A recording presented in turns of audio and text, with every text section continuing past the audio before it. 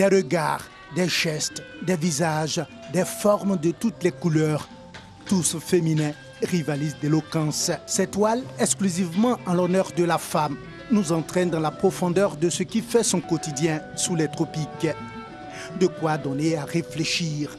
Une débauche de génie de Serge Gossé, artiste peintre, qui a tenu toutes ses promesses auprès des critiques et amateurs d'art, venus voir l'univers de femmes.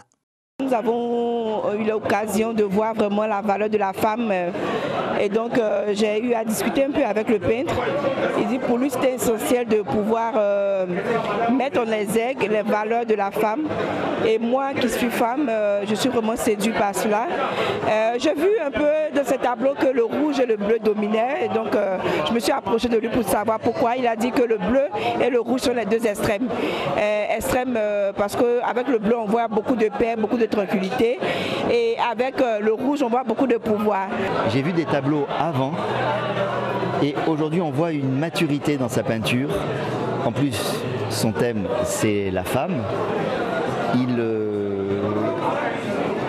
Il l'a peint un petit peu dans tous ses états. Mais ce qui est intéressant aujourd'hui, c'est qu'il y a beaucoup plus d'abstraction que de figuratif. Et c'est vrai que ça donne à réfléchir. J'ai été très ravie de voir toutes ces toiles-là exposées parce que vraiment, ce sont des toiles qui sont faites pour nous les femmes. Parce qu'elles représentent notre vécu, notre quotidien, nos souffrances. Il y a plein d'émotions qui ressortent au travers de ces toiles-là. En consacrant cette exposition à la gente féminine, sa source d'inspiration selon lui, l'artiste espère attirer le regard sur la femme et le paradoxe qu'elle vit bien souvent en Afrique. La plupart des artistes plasticiens se sont toujours inspirés de la femme. Je leur ai emboîté le pas, mais il a fallu que je sois un peu plus engagé. Donc j'ai essayé de, dans un premier temps, présenter la femme comme la muse, comme cette belle chose qui est choyée par l'homme, mais en même temps, cette même femme qui est la chose la plus adorable, en même temps qui est par moments victime de cette société qu'il adore. Donc c'est le paradoxe que j'ai essayé d'exprimer à travers des œuvres qui, par moments, sont figuratives. Signé Serge Gossé, prix Michel Kodjo de la peinture, l'exposition Univers de femmes a débuté le 25 janvier dernier et se poursuit jusqu'au 11 février à la galerie Oukami à la Riviera, dans la commune de Cocody. Le taux de scolarisation en Côte d'Ivoire était estimé en 2015, selon l'Institut national de statistique INS, à 78,9%.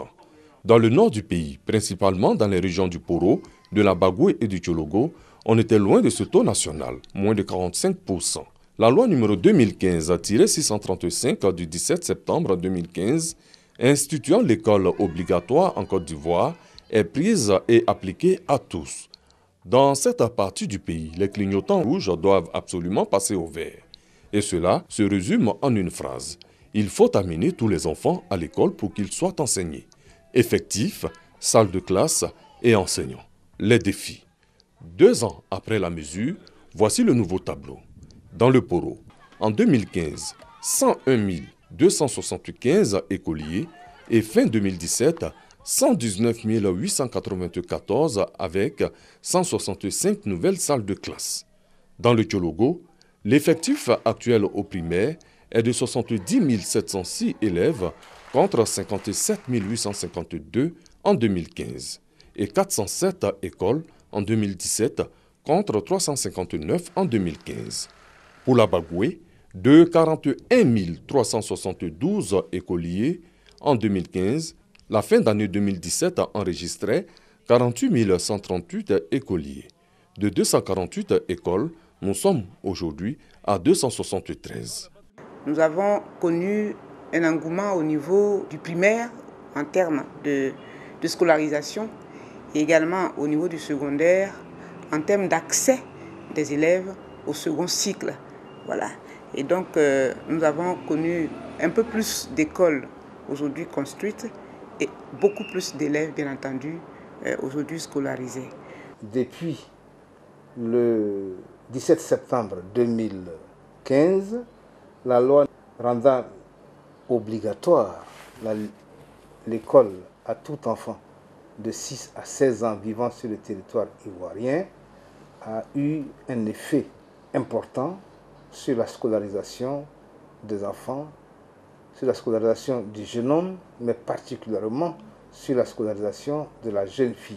La renaissance de l'école dans le Poro, le Tchologo et la Bagoué bénéficie de l'effort des ONG, des conseils régionaux et des mairies qui ont inscrit en lettres d'or l'école dans leur plan de développement. Nous avions eu des échanges avec tous les chefs de village, des entretiens auxquels on les a invités à une réunion où on a demandé à tout un chacun de venir avec leurs besoins en prenant le soin de les classer par ordre prioritaire. Et tous, comme si c'était un vote, l'école était la première priorité de tous les villages. C'est ainsi que dans l'exécution de nos budgets, nous consacrons chaque année plus de 50% de notre budget à l'école. Depuis son Excellence le Président de la République, Alassane Ouattara a dit que l'école est gratuite.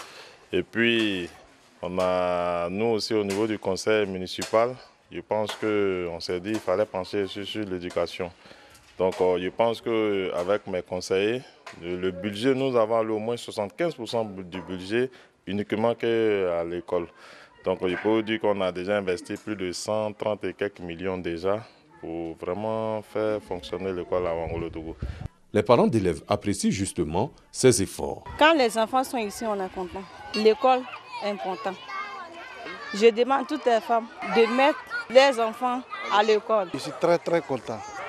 Une école comme ça à Ouangolotogo. Dans ces trois régions, le tableau n'est pas seulement reluisant.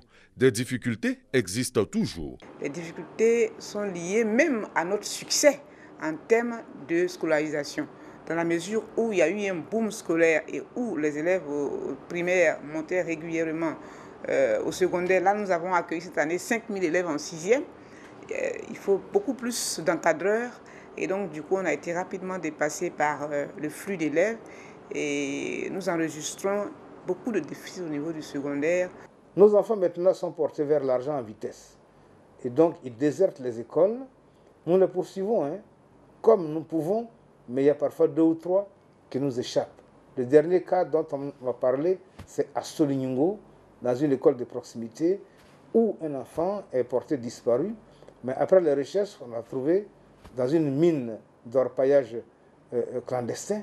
L'école obligatoire aura permis la scolarisation de bon nombre d'enfants dans le district des Savanes. Les infrastructures scolaires suivent. Reste donc à combler le déficit d'enseignants et poursuivre la sensibilisation pour améliorer définitivement les choses.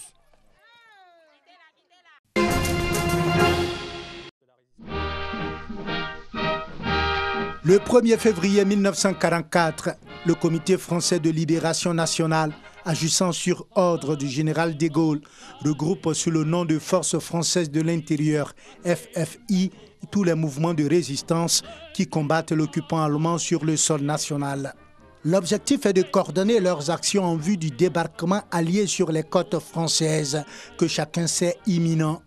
Les principaux mouvements concernés sont l'armée secrète, l'organisation de résistance de l'armée et les francs-tireurs et partisans, FTP, auxquels s'ajoutent des groupes francs et maquis locaux. En mars 1944, les forces françaises de l'intérieur passent sous l'autorité du général Koenig à Londres. Sur place, les délégués militaires nationaux désignent des délégués régionaux. Ils doivent coordonner au nom du Comité français de libération nationale les actions des FFI pour le jour J. Les forces françaises de l'intérieur sont liées d'autre part au Conseil national de résistance, CNR, par l'intermédiaire du COMAC, Comité d'action, qui nomme un état-major. Les forces françaises de l'intérieur sont engagées sur de nombreux fronts à partir du débarquement en Normandie. Elles ont ensuite été incorporées pour la plupart dans la première armée du général Lattre de Tassigny. Sous l'autorité du général Marie-Pierre Koenig, les forces françaises de l'intérieur vont apporter une contribution notable aux anglo-saxons après le débarquement de Normandie, malgré un armement insuffisant. En janvier 1945, la direction des forces françaises de l'intérieur au ministère de la guerre du GPSR est dissoute.